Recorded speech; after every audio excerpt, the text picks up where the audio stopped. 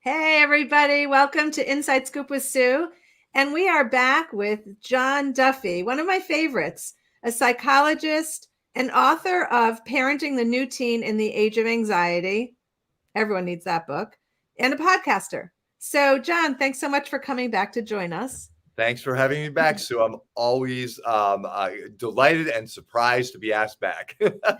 Don't be surprised. Okay. So, our topic today is about middle school friendships. Yeah.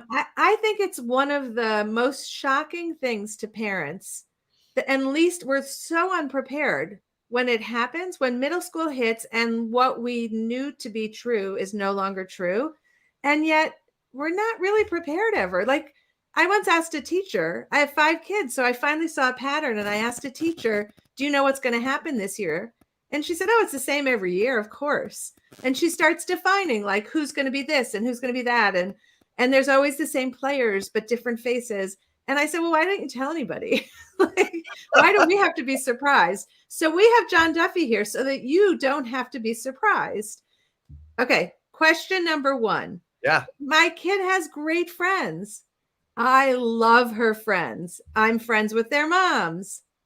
And suddenly the whole group is shifting. It's all messing up, sometimes to my kid's advantage, sometimes to my kid's disadvantage.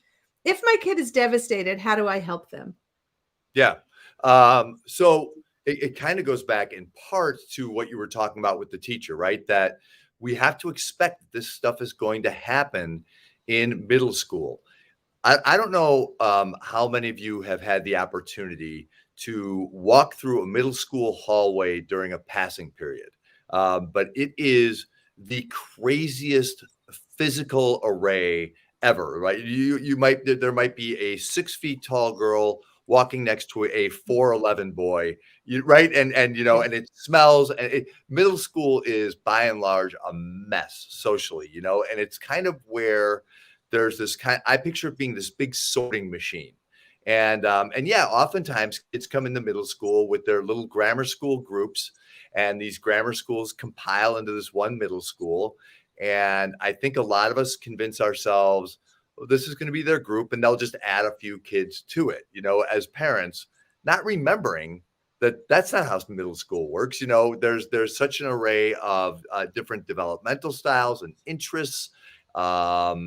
And there's bullying, and there's such an amalgam of things that happen socially that the deck is going to get shuffled. You kind of want it to, because if by the end of middle school, your child not necessarily has their people, but has some vague idea of who they are based on the lens through which they see themselves, which is almost always in middle school through other people, then they're more prepared going forward, right? They're not necessarily looking to get in with the jocks if they are, big nerdy Harry Potter fans. Like they kind of have an idea of who their types of people are. But that takes some missteps and some. First of all, when you said how come people don't know it, we assume their friendships go on. I mean, we don't have any idea that we're about to be hit with all these other things. So that's why we're having this conversation, to kind of put out a warning that you will be hit with this. Yeah. But also, like, it's murky. Like, they're trying on different personas. And so when you say, hopefully they figure out where they belong, that middle part, so painful.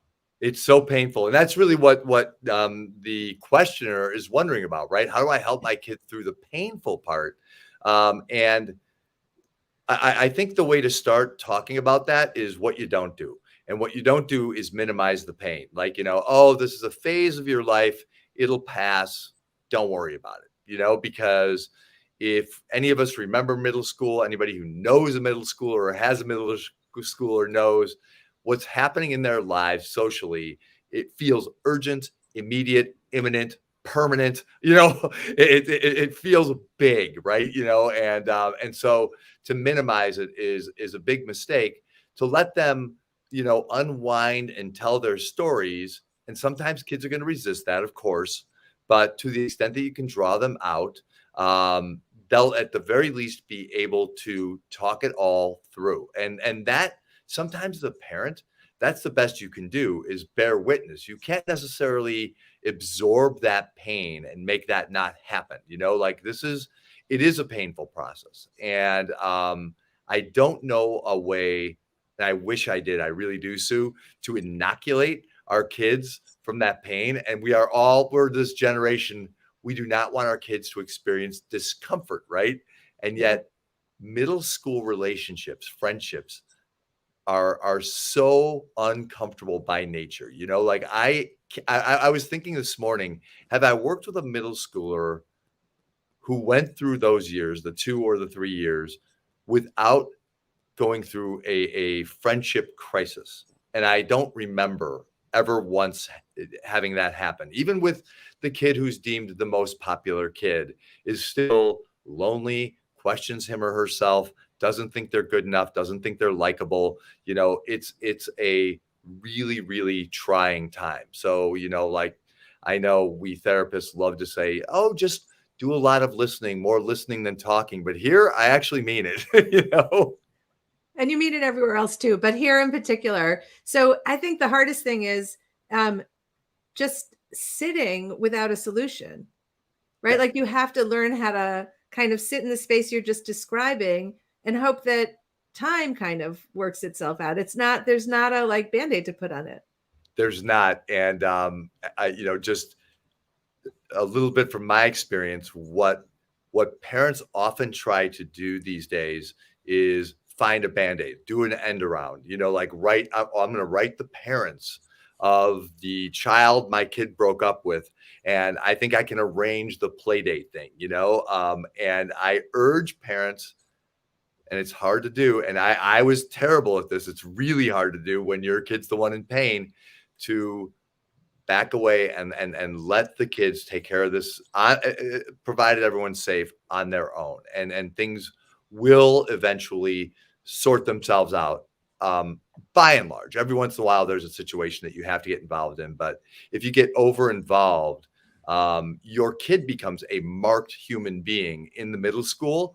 And we know middle schoolers can be relentless, like, oh, you had to get your mom or your dad involved, like, and they'll tear each other apart. They're ruthless, and they have more ways to be ruthless than they used to be, right? They've got social media. They can be ruthless until 3 a.m. if they're inclined. Okay, I'm going to share. Sherry has a comment from her daughter that I just love. Nobody says this, but I love it. My daughter reflects as a college freshman that she would encourage kids to diversify their friendship and have a circle rather than focus on one or two best friends, which people also often recommend, like just one or Yeah. two good friends. But if you lose one of them, that can be devastating. Head that off at the pass by not having a best friend. Sherry, I don't know that it is either or, like a best friend or a group, but you definitely need to kind of like spread it out. Right. I actually really like that advice. And when I'm working with middle schoolers who are struggling, I usually tell them, like, picture concentric circles. You're that center circle. You've got a few people you're really close to, a few people who you're pretty close to on a Friday night. You could reach out to them and do something. You have acquaintances, so that you have options at the very least. So you feel like you are connected socially, because from what they tell me, the worst feeling is feeling left out, lonely, and not good enough. You know what I mean? Like, so to keep options open and have more than one or two, yeah, absolutely. I think that's a really, really good idea, just to preserve your own well-being through those brutal years. And I don't And want to overstate how brutal they are, but they're pretty brutal. yeah, and share. And well, we know because people are still writing about their middle school years when they hit well into adulthood. And when someone behaves badly, like the comment is always, oh, they acted like a middle schooler. So we know. So Sherry says her daughter teaches her so much through her deep reflections on life. That may be the best sorting out of what's going on, to get people who aren't like the parents looking back at that time. Thanks, Sherry. So I think there's another component to this that I really sucked at, which was being overly invested in that relationship and feeling the pain as if it was my own. And so I don't think I was helpful to my kid, but I didn't know how to get out of the way. Is there something you can suggest to us how do we get out of their way and put our own unresolved middle school experiences somewhere else? It's so that is such a difficult circumstance to be in, and I bet most people who are listening to us are nodding like, "Oh, yes, I've been there." And I think we have to remember how different all of this is than it was when we were kids. Um, we can't really fully relate to what it's like for our kids, and in a lot of ways, I think it's harder. Maybe in one or two ways, it's a little bit easier. But what I like that parents do sometimes is a mom told me recently her seventh grade daughter, her friends effectively broke up with her, created, a rumor around her, and it spread like wildfire on Snapchat. And it was an absolute mess. And her daughter was devastated. And mom had no idea what to do or say. And she said, so the only instinct I had, because she's up in her room, she's on her bed, she's crying, and she just sat with her backs against the wall and said, this sucks so bad. I just feel so bad that you feel so badly. We'll one day in the near future, we'll talk about like what to do about it. But right now, it just sucks. And they just held each other. They wept. And that I don't know if there's anything better you can do in the moment than just acknowledge like mad, and normally, I think if you and I were talking a couple of years ago, I would have said, share a story of what happened when you were in seventh grade and you went through something difficult. But in circumstances like that, where it's happening right now, I think just silence it serves us really, really well. We want so many words. We want to lend solutions. Why don't we try this? Let's call this person. Maybe they didn't mean it, whatever. Backing all the way off is mighty parenting. I think it's really hard, and yet I think it works. I love that. Mighty parenting. That's excellent. Okay, so right now we just experienced all the things that we talk about, and kids' reentry was bumpy for some and exciting for others. But friendships really changed during that time, especially based on COVID rules in a house. So some kids were together for the whole 2 years, and some kids weren't. Someone was compromised in their family, whatever it is, they couldn't participate. So it's really challenging right now for some of those kids. Introverts going back into school. Can we help them? Is there anything we can do to help those kids? Yeah. So I was hoping you would bring this up because this is what I'm dealing with now, right? So we're nearing here the first quarter back where it's reasonably normal, right? And I'm seeing more and more kids who are super socially anxious, and they weren't a year and a half or 2 years ago, and kids who are getting back together with these friends they had, and these friendships no longer feel organic. They don't feel comfortable. And so what I'm telling kids is, you don't have the luxury of this ongoing practice effect that I use a slightly different language, but not much. Kids are pretty bright. You've had a year and a half where you haven't been able to practice being with people, and that's hard for us. We adults are adapting to that. I'm adapting to that. And so you are all allowed a little grace here, and keep in mind that you're not the only one who feels that way. Everybody feels a little funky.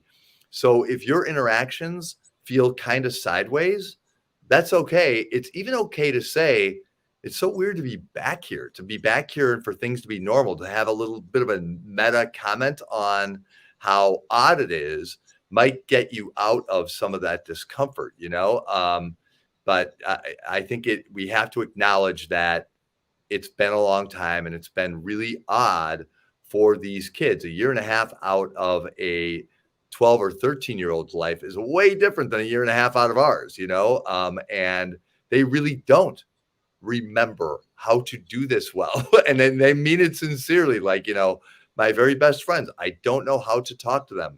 And I'm just encouraging them, like, oh, just keep going in there. Like you've got to get back in the practice of talking to people, and trust that, this probably isn't going to go perfectly I'm not going to spend all night tonight judging myself, which an awful lot of kids do. So hard. It It's is. just such a hard time.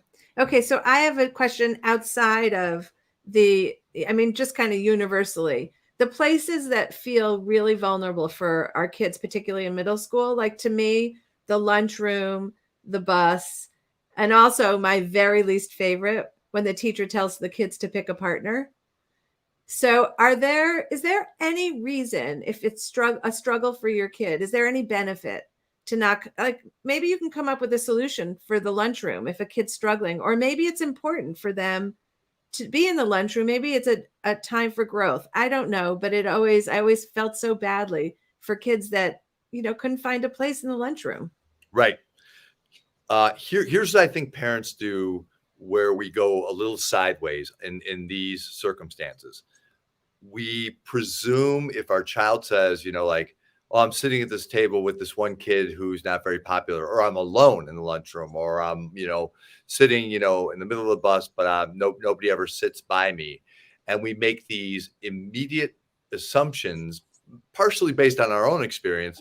Oh, I think I know exactly how that feels. So I'm going to start now with a litany of what I think are, solutions for you, as opposed to gathering a lot more information. And as therapists, we have the luxury of being a little dispassionate and objective, and that makes it easier to ask those questions. But when you do, you learn that sometimes it's like, oh yeah, I don't mind that breather in the lunchroom. Like every once in a while, somebody will tell me that, like, oh, you don't mind sitting alone? Like, no, there's a little, like, I think I'm a little bit of a mystery to people, and I kind of don't mind that right now.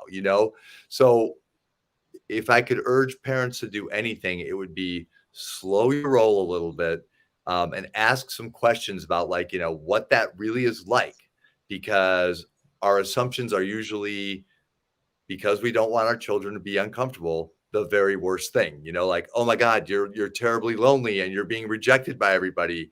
And that might be the case, but sometimes kids will tell you, like, no, I kind of get it. Like, I did this thing a couple of weeks ago. I told on this one kid, I'm paying this price for it. This did happen in my office recently.